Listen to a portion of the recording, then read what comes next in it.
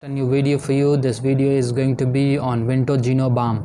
Vintogeno balm contains methyl salicate 12.17%. The price for one tube is 71 rupees. It is made by Martin Doe Pharmaceutics, and this balm is used to treat it is indicated as a topical in bruises, strains and sprains, chilblains, painful inflammation of small blood vessels in skin due to repeated exposure to cold while skin intact, arthritis, one or more joint swelling, tenderness, etc.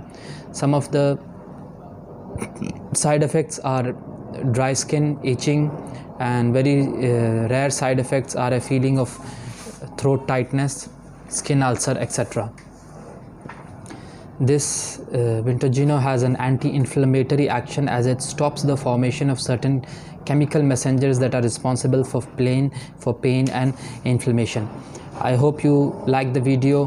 This is a pretty safe cream to use for many ailments of the joint and to reduce the pain and inflammation in the joints and the body.